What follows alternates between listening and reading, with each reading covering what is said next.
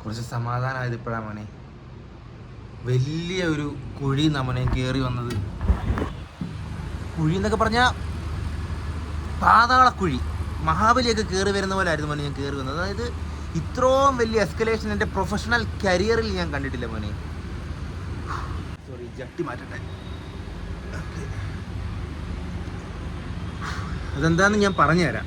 Sorry, എനിക്കിത് പറഞ്ഞു തരാൻ പറ്റത്തില്ല മോനെ. പറഞ്ഞു തന്നാൽ അതെൻ്റെ കരിയറിനെ ചിലപ്പോൾ ഒരുപാട് ബാധിച്ചെന്നിരിക്കും. പക്ഷേ എസ്കലേഷൻസ് ഒക്കെ പറഞ്ഞാൽ മോനെ, എനിക്ക് തോന്നുന്നു കമ്പനിയുടെ ഓണർ, CEO ഒഴികെ ബാക്കി എല്ലാവരും എന്നെ തെറി പറഞ്ഞു. പക്ഷെ അവസാനം ഞാനിത് കയറി വന്നു മോനെ, ഒരാഴ്ചത്തെ ബഹളത്തിന് ശേഷം. ഈ കാരണം കൊണ്ട് എനിക്ക് ഓണത്തിന് 4 ദിവസം അവധി പറഞ്ഞ സ്ഥിതിക്ക് എനിക്കിപ്പോൾ 2 ദിവസം അവധി കിട്ടുന്നുള്ളൂ മോനെ. എൻ്റെ 2 ദിവസത്തെ അവർ കട്ട് ചെയ്തു അവധി. അത്ര വലിയ കുഴി എന്നാണ് മോനെ കയറി വന്നത്. ആ കുഴി എന്താണെന്ന് എനിക്ക് ഡീറ്റെയിൽ ആയിട്ട് പറയാൻ പറ്റില്ല, പക്ഷേ ഞാൻ ചെറിയ രീതിയിൽ പറഞ്ഞുതരാം. ഫോർ എക്സാമ്പിൾ, ഒരാളുടെ ബർത്ത്ഡേ ആണെന്ന് വിചാരിക്കുക. ബർത്ത്ഡേക്ക് നമ്മൾ ഗിഫ്റ്റായിട്ട് പ്ലാൻ ചെയ്തത് ഒരു കേക്കാണ്. അപ്പോൾ നമ്മൾ സർപ്രൈസ് ബോക്സിൽ പൊതിഞ്ഞ് സാധനം വെച്ചിരിക്കുകയാണ്.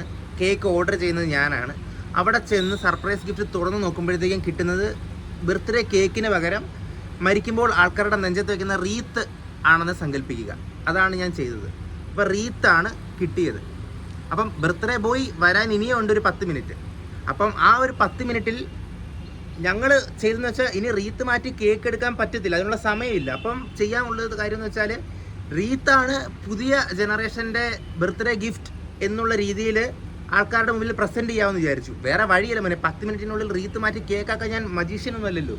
അതുകൊണ്ട് റീത്തിനെ ഞങ്ങൾ ബർത്ത്ഡേ ഗിഫ്റ്റായിട്ട് സങ്കല്പിക്കാമെന്ന് വിചാരിച്ചു. അങ്ങനെ 10 മിനിറ്റിൻ്റെ 9 മിനിറ്റും കഴിഞ്ഞു. ഒരുപാട് പേരോട് സംസാരിച്ചു, സാർ പ്ലീസ് എങ്ങനെയും ഈ റീത്താണ് ഗിഫ്റ്റ് എന്ന് ഉള്ള രീതിയിൽ എങ്ങനെയെങ്കിലും ഒന്ന് പറഞ്ഞ് മനസ്സിലാക്കി പാവൻ ചെറുക്കൻ്റെ അടുത്ത് എന്ന് പറഞ്ഞ് ഞങ്ങൾ മനസ്സിലാക്കി. അവസാനം ആരും സമ്മതിക്കുന്നില്ല മോനെ.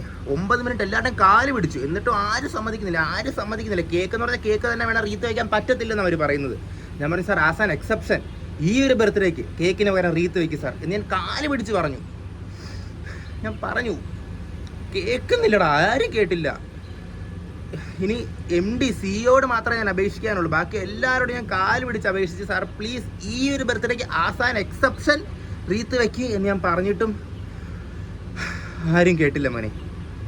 അവസാനം 10 മിനിറ്റിൻ്റെ 10ാമത്തെ മിനിറ്റിൽ എൻ്റെ അടുത്ത് പറഞ്ഞു, റീത്തും വേണ്ട, ഒരു കോപ്പും വേണ്ട, മേടിച്ച സാധനം തിരിച്ചു കൊടുത്തിട്ട് പൈസയെങ്കിലും റീഫണ്ട് മേടിക്കടാ എന്ന് പറഞ്ഞ് റീത്ത് ഞാൻ കൊണ്ട് തിരിച്ചു കൊടുത്തിട്ട് ആ റീത്തിൻ്റെ കാശ് മേടിച്ച് ആ കാശ് ഞാൻ ആ ചെറുക്കന് കൊടുത്തു മോനെ. എക്സാക്റ്റ് സംഭവം ഇതല്ല, പക്ഷെ ഇതാണ് അതിൻ്റെ ഒരു ഉള്ളടക്കം. ശരിക്കും സംഭവിച്ച കാര്യം എനിക്ക് പറയാൻ പറ്റത്തില്ല. ചിലപ്പോൾ ആ കാര്യം ഞാൻ ഓൺലൈൻ പറഞ്ഞ് ചിലപ്പോൾ എന്നെ ജോലിയിൽ നിന്നല്ല, ഇന്ത്യയിൽ നിന്ന് തന്നെ ചിലപ്പോൾ എന്നെ പറഞ്ഞു വിട്ടെന്നിരിക്കും. അതുകൊണ്ട് ഞാൻ അത് പറയുന്നില്ല. പക്ഷെ ഇതായിരുന്നു അതിൻ്റെ ഒരു സമ്മറി. എന്നാലും ആ ഒരു വലിയ കുഴി ഞാൻ കയറി വന്നു മോനെ. 4 ദിവസത്തെ അവധിക്ക് പകരം 2 ദിവസത്തെ അവധിയാണ് കിട്ടിയത് എന്നുള്ളൊരു സങ്കടം ഒഴിച്ചാൽ ജോലി പോവാതെ പിടിച്ചു നിന്നു എന്നൊരു സന്തോഷമുണ്ട്. വലിയൊരു പ്രശ്നമാണ്. ശരി, എന്നാൽ പിന്നെ ഞാൻ എന്നാൽ റെഡി ആയിട്ട് ഓഫീസിൽ പോയിട്ട് മതി. ഇന്ന് പോയി പ്രശ്നങ്ങളൊന്നും ഉണ്ടാക്കാതെ എല്ലാം ശരിയായിട്ട് നടന്നാൽ മതിയല്ലോ. ഇനി പ്രശ്നങ്ങളൊന്നും ഇല്ല മോനെ, ഇനി ചില്ലാണ്. ശരി.